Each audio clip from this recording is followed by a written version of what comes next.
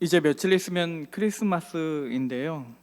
이 지난주에 우리가 크리스마스를 기다리면서 광명한 새벽별이 무엇을 의미하는지에서 살펴보았다면, 오늘은 이 베들레헴이라는 곳이 어떤 의미를 가지는지에 대해서 살펴보려고 합니다. 예수님께서 왜 베들레헴이라는 곳에서 태어나셨는지, 이 베들레헴이 구원 역사에 있어서 어떠한 위치를 차지하고 있는지를 보려고 합니다. 우리 옆 사람과 잠깐 인사하겠습니다. 베들레헴에서 왕이 나셨습니다. 여러분들은 그런 질문을 던져본 적이 있으십니까? 왜 예수님께서는 베들레헴에서 태어나셨을까요? 지금은 크리스마스 시즌이니까 예수님 언제 어디서 태어나셨습니까? 라고 물어보면 다들 베들레헴이라고 대답하실 텐데, 이 그냥 사람들한테 갑자기 어느 날 물어보면 예루살렘이라고 대답하는 사람들도 굉장히 많을 겁니다. 그런데 왜 예루살렘에서 태어나셨다라고 해도 됐을 텐데, 왜 예수님께서는 예루살렘이 아니라 베들레헴에서 태어나셨을까요? 우리가 단순하게 대답을 할 수도 있을 거예요. 그냥 구약 성경이 그렇게 예언하고 있으니까. 구약 성경에서 베들레헴에서 태어난다라고 오늘 우리가 읽었던 그 미가 선지자가 그렇게 예언을 하고 있는데, 미가 선지자가 베들레헴에서 메시아가 나올 것이라고 예언을 하셨으니까 그 예언의 성취하시기 위해서, 그래서 베들레헴에서 나셨다라고 그렇게 얘기할 수도 있을 겁니다. 그런데 그럼에도 불구하고 이 질문이 근본적으로 우리의 궁금증을 해소시켜 주지는 않습니다. 왜냐하면 애당초 그렇다면 미가 선지자는 왜 베들레헴을 메시아가 나실 것이라고 그렇게 예언을 했을까라는 그런 새로운 궁금증이 생겨날 수밖에는 없기 때문입니다. 예루살렘은 이스라엘을 대표하는 도시이고 이스라엘의 수도이기도 했고 하나님의 성전이 있었던 곳이기도 하니까, 예수님께서 예루살렘에서 태어나셨다고 해도 그래도 우리가 충분히 이해할 수 있을 것만 같은데, 왜 하나님께서는 예루살렘이 아니라 베들레헴을 택하시고 그 베들레헴이라는 작은 마을에서 예수님께서 태어나게 하신 것일까요? 먼저 우리가 이 질문에 대답을 하기 위해서는 이 베들레헴이라는 곳이 성경 역사에 있어서 얼마나 중요한 위치를 차지하고 있는지에 대해서 생각해 볼 필요가 있습니다. 이 베들레헴은 창세기에 먼저 나오는데, 창세기에 야곱의 아내였던 라헬이 죽어서 묻혔던 그 장사되었던 곳이 바로 베들레헴입니다. 그런데 이 창세기 외에 이 구약 성경에서 이 베들레헴이 굉장히 중요하게 다루어지고 있고, 그 이야기의 모든 전면에 베들레헴이라는 곳이 등장하고 있는 책이 있는데, 그 책은 바로 룻기입니다. 룻기 1장 22절의 말씀을 보면 이야기의 시작 부분에서 이런 얘기가 나와요. 나오미가 모압 지방에서 그의 며느리 모압 여인 룻과 함께 돌아왔는데, 그들이 보리 추수 시작할 때에 베들레헴에 이르렀더라. 그러니까 이 나옴이라는 인물이 이제 외국으로 나가서 살면서 거기에서 남편을 잃고 또 아들을 다 잃고 난 후에 며느리였던 룻과 함께 이스라엘에 돌아와서 정착했던 곳이 있는데, 그곳이 바로 베들레헴이었다는 것입니다. 그러니까 이들이 처음에 베들레헴에 왔을 때는요, 그들에게 아무것도 없었습니다. 남편도 없고 자식도 없고 그냥 두 여인이 둘이 서로 손 붙잡고 그냥 아무것도 가지지 않고 아무 미래를 꿈꿀 수도 없이 아무런 소망 없이 살아가던 곳이 바로 베들레헴이었다는 말입니다. 그런데 이 베들레헴에서 아주 큰 역사가 일어나요. 하나님의 큰 역사가 일어나서 그들에게 하나님의 은혜가 임하게 되는데, 그 은혜의 통로로 사용되는 인물이 바로 보아스라는 인물입니다. 여러분들도 너무나 잘 알고 있다시피 이 보아스라는 인물은 예수님을 예표하는 대표적인 사람으로 알려져 있는데, 이 보아스라는 인물이 룻에게 은혜를 베풀고 자비를 베풀고 그녀의 기업 물을 자, 그러니까 그녀의 그 기업이 되어주는 그런 사람이 됩니다.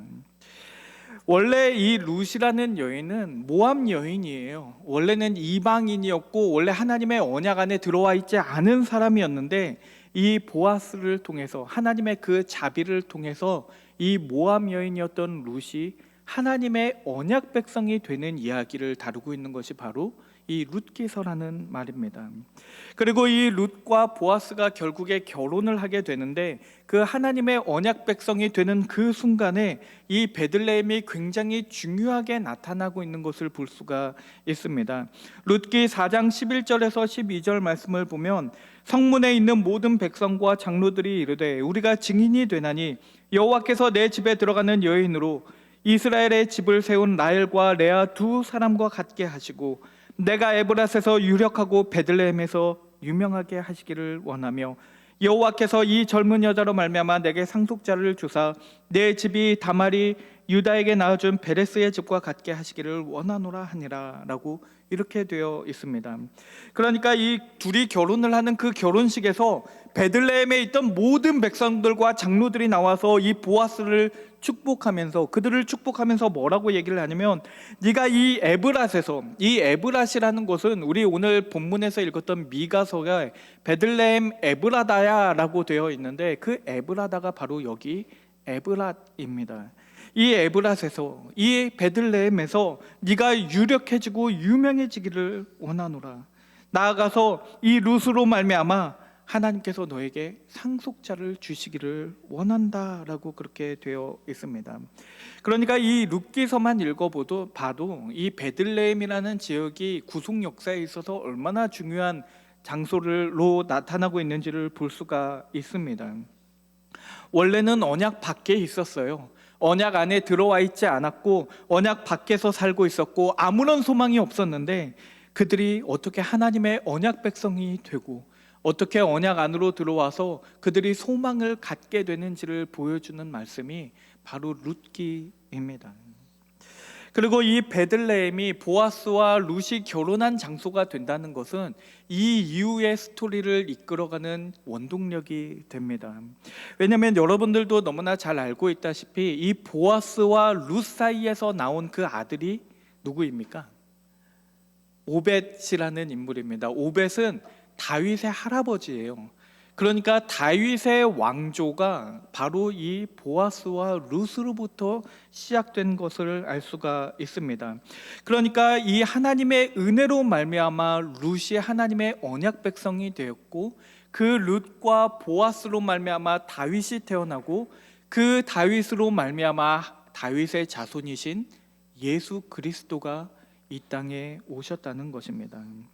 그러니까 이 애당초 베들레헴이라는 지역은 하나님의 은혜가 드러나는 자리이고, 이 모든 구원의 역사가 하나님의 은혜로 말미암은 것임을 보여주는 장소입니다.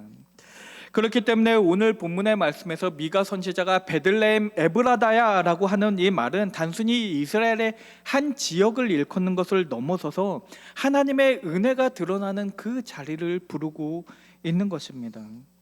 보아스가 룻에게 은혜를 베풀었던 곳, 그리고 그 은혜로 말미암아서 다윗이 태어났던 자리, 그 모든 것이 하나님의 은혜로 말미암은 것임을, 그렇게 다윗의 왕조가 탄생했다는 것을 기념하기 위해서 훗날에 그 후대의 사람들은 이 베들레헴을 가리켜서 뭐라고 불렀냐면 다윗의 동네라고 그렇게 불렀습니다. 다윗도 그곳에서 태어났고 아버지인 이새도 할아버지인 오벳도 다 그 베들레헴에서 태어났기 때문입니다. 그래서 누가복음 2장 11절을 보면 그 예수님의 탄생을 기념하면서 뭐라고 말을 하냐면, 오늘 다윗의 동네에 너희를 위하여 구주가 나셨으니 곧 그리스도 주시니라 라고 말하고 있는 것을 볼 수가 있습니다. 그러니까 그 은혜의 자리에서, 하나님의 은혜를 드러내신 그 자리에서, 그 다윗의 동네에서 너희를 위하여 구주가 나셨다라고 그렇게 선포하고 있는 것입니다. 그러니까 이 구약 성경을 읽어보면 이 베들레헴은 하나님의 은혜가 머무는 자리이고, 하나님의 은혜가 명확하게 그 구원의 역사가 드러나는 그 자리인데, 이 구약 성경뿐만 아니라 신약으로 넘어가게 돼도 이 베들레헴이라는 자리가 구원의 역사가 이루어지는 곳이고 하나님의 은혜가 나타나는 자리라는 것을 보여주고 있습니다. 누가복음 2장 1절부터 5절 말씀을 보면, 제가 다 읽지는 않을 텐데요, 이 말씀을 보면 가이사 아구스도라는 그 황제가, 로마의 황제가 호적을 등록하라는 그 명령을 내리는 것을 볼 수가 있습니다. 그 로마의 황제가 호적을 등록하라는 그 호적령을 내렸기 때문에 원래는 나사렛에 살고 있던 그 요셉과 마리아가 베들레헴이라고 하는 다윗의 동네에 가게 되었다라고 그렇게 기록되어 있는 것을 볼 수가 있습니다. 여기에서 호적령이라는 것은 원래는 뭐냐면요, 이 로마 제국이 이 사람들의 숫자를 세서 그들에게 세금을 부과하고 그들에게 노동을 부과하는 것을 의미합니다. 다시 말하면 이 호정령이라는 건요, 이 로마 제국이 이 세상을 다스리는 방식이고 수단으로 활용되고 있는 것입니다. 그런데 이 로마의 황제의 명령을 누가 활용하고 계시냐면 하나님께서 그 호정령을 사용하고 계시는 것을 볼 수가 있습니다. 그러니까 우리가 겉으로 보기에는요, 이 세상을 로마 황제가 다스리는 것처럼 보여요. 이 로마 황제가 모든 것을 다 통제하고 있고, 이 요셉과 마리아가 어쩔 수 없이 그 로마 황제의 명령 때문에 나사렛에서 베들레헴으로 가는 것처럼 보이지만, 실상 이 모든 것을 다스리고 있는 것은 하나님이라는 것을 우리가 누가복음을 읽어보면 알 수가 있습니다. 그러니까 구약 성경이 그랬던 것처럼 신약 성경에서도 이 베들레헴은 하나님께서 보호하시고 하나님께서 이끄시는 하나님의 은혜가 임하는 자리로서 나타나고 있다는 것입니다. 그런데 이 예수님의 베들레헴 탄생을 가장 직접적으로 얘기하고 있는 이 미가 선지자는 이 외에도 한 가지를 더 이야기하고 있습니다. 오늘 본문의 말씀인 미가서 5장 2절의 말씀인데 우리가 다시 한번 같이 읽어보도록 하겠습니다. 시작. 베들레헴 에브라다야, 너는 유다 족속 중에 작을지라도 이스라엘을 다스릴 자가 내게서 내게로 나올 것이라. 그의 근본은 상고에 영원에 있느니라. 아멘. 그러니까 여기에서 미가 선지자가 주목하고 있는 것은요, 다윗의 동네라는 것이나 하나님의 은혜가 나타난 것 그 외에도 작은 마을이라는 것을 강조하고 있는 것을 볼 수가 있습니다. 왜 미가 선지자는 이 베들레헴의 작음을 강조하고 있을까요? 이 마을이 작을지라도 그곳에서 메시아가 날 거라는 것을 강조하고 있는 것일까요? 이것은 미가서를 처음부터 끝까지 쭉 한 번에 읽어보면 어느 정도 이해가 될 수가 있습니다. 왜냐하면 이 미가 선지자는 이스라엘이 멸망할 것이라고 이야기를 하면서 그 멸망의 원인을 어디에서 찾고 있냐면 예루살렘의 타락으로부터 찾고 있기 때문입니다. 미가서 1장 5절의 말씀을 보면 이렇게 되어 있습니다.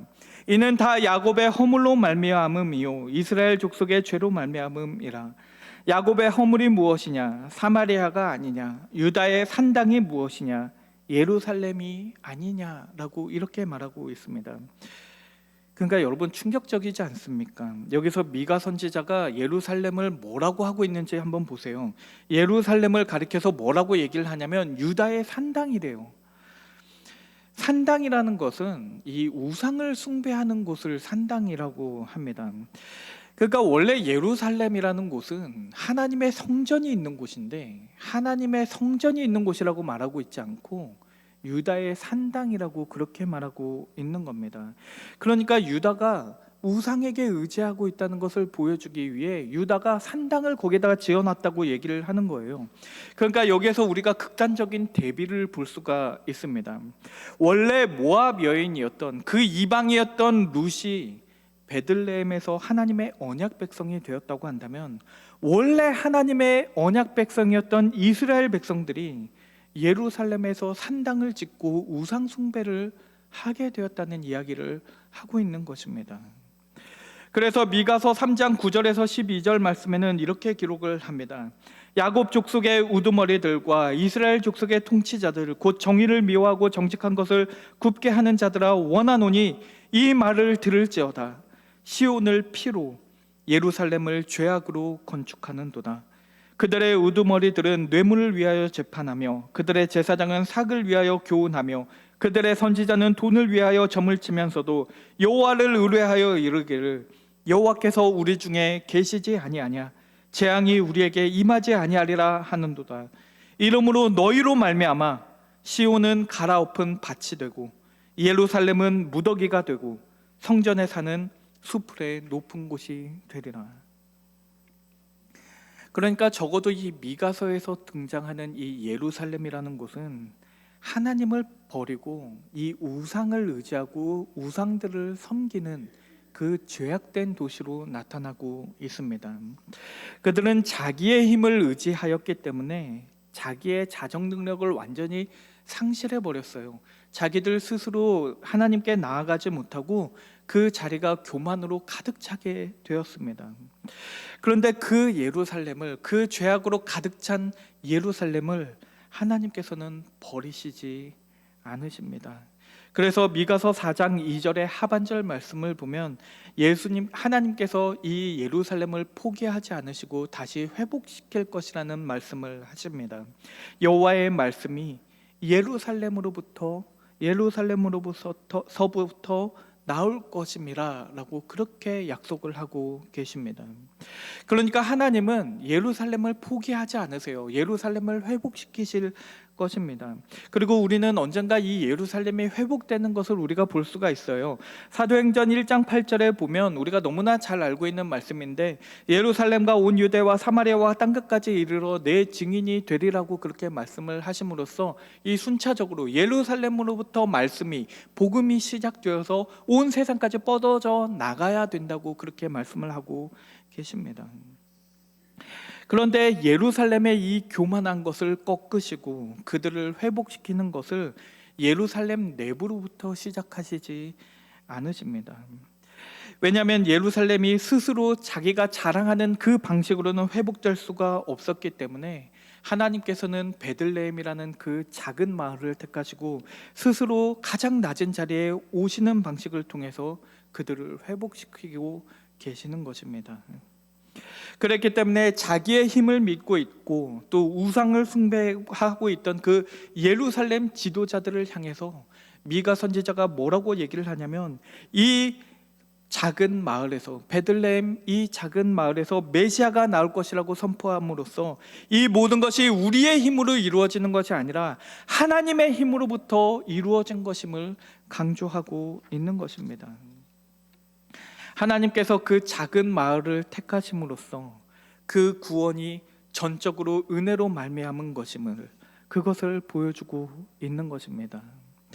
왜냐하면 베들레헴은 작을지라도 하나님께서 크시기 때문입니다.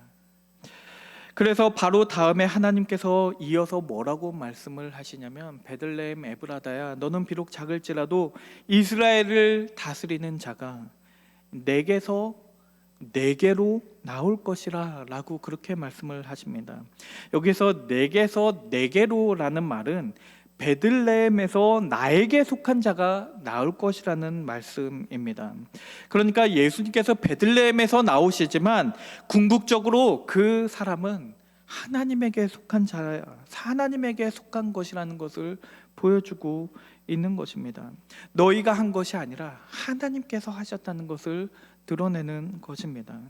그리고 나아가서 본문의 마지막 부분을 보면 그의 근본은 상고에 영원에 있느니라 라고 얘기를 합니다. 여기에서 상고라는 것은 역사가 시작되기 전, 아주 오래전을 얘기한다고 한다면 이 예수님의 탄생은 결국에 인간의 역사 안에 있는 것이 아니라 하나님의 역사 안에 있다는 것을 보여주고 있는 것입니다. 그것이 오늘 본문의 말씀, 미가서 5장 2절이 하고자 하는 말씀입니다. 베들레헴 에브라다야, 너는 유다 족속 중에 작을지라도 이스라엘을 다스리는 자가 내게서 내게로 나올 것이라. 그는 그의 근본은 상고에 영원에 있느니라. 그리고 이 말씀은 여러분들도 너무나 잘 알고 있다시피 마태복음 2장 4절에서 6절 말씀에서 성취되고 있습니다. 왕이 모든 대제사장과 백성의 서기관들을 모아 그리스도가 어디서 나겠느냐라고 물으니 이르되 유대 베들레헴이오니 이는 선지자로 이렇게 기록된 바 또 유대 땅 베들레헴아 너는 유대 고을 중에서 가장 작지 아니하도다. 내게서 한 다스리는 자가 나와서 내 백성 이스라엘 목자가 되리라 하였음이니이다. 아멘. 이 선지자로 기록된 바라고 되어 있는데 여기서 말하는 선지자가 바로 오늘 우리가 읽었던 미가 선지자입니다. 그런데 이 미가 선지자의 예언을 우리가 방금 읽었고 이 마태복음의 말씀을 우리가 읽었는데 이 둘의 말씀이 완전히 똑같이 인용되어 있지 않아요. 어떤 변화가 있습니다. 미가 선지자는 뭐라고 얘기하냐면 베들레헴 에브라다야 내가 비록 작을지라도 라고 얘기했는데 마태복음을 보면 작을지라도 라고 되어 있지 않고 가장 작지 아니하도다 라고 그렇게 되어 있습니다. 왜냐하면 예수님의 탄생으로 인하여 이 모든 것이 뒤바뀌었기 때문이에요. 그러나 하나님께서 모든 것을 하셨기 때문에 베들레헴이 크다고 얘기는 하지 않습니다. 그렇지만 가장 작지 아니하도다. 내가 비록 작을지라도 라고 했었는데 이제는 작지 아니하다라고 그렇게 말하고 있는 것입니다. 결국 이 베들레헴에서 예수님께서 태어나신 것은 우연이 아닙니다. 그곳은 아주 오래전부터 하나님의 계획 가운데 있었던 자리이고 하나님의 은혜가 드러난 자리였습니다. 우리는 오늘날 자꾸만 큰 것을 추구하면서 살아갑니다. 큰 것을 자랑하고 큰 곳에 있어야지만 큰 인물이 나온다고 그렇게 생각을 합니다. 그래서 우리는 내가 얼마나 큰 것을 가지고 있는지, 내가 얼마나 큰 사람인지를 자랑하려고 하는데 하나님께서는 심령이 가난한 자를 귀하게 여기시고 하나님을 의지하며 살아가는 그런 작은 자들을 사랑하십니다. 예루살렘이 스스로를 구원할 수 없게 되었을 때 주님께서는 그들을 구원하시기 위해 가장 작은 마을이었던 그 베들레헴을 통해 이 땅 가운데 오셨습니다. 그리고 우리는 이제 사흘 뒤에 이 4일 뒤에 베들레헴에서 나신 그 예수 그리스도를 기념하게 될 것입니다. 오늘 이 베들레헴의 의미를 기억하시면서 그분 앞에, 그 작은 마을에서 태어나신 그분 앞에 무릎을 꿇고 경배드리게 되시는 새하늘교회 성도님들 되시기를 주의 이름으로 축원합니다. 우리 기도하겠습니다. 사랑의 하나님 아버지, 오늘 우리에게 찾아오신 주님의 이름을 찬양합니다. 너무나 작고 초라한 그 자리에서 영원한 구원을 시작하셨사오니 말씀 앞에 우리의 자랑을 내려놓게 하시고 베들레헴으로 오셨던 주님의 그 낮아지심을 기억하게 하여 주시옵소서. 예수님의 이름으로 기도드립니다. 아멘.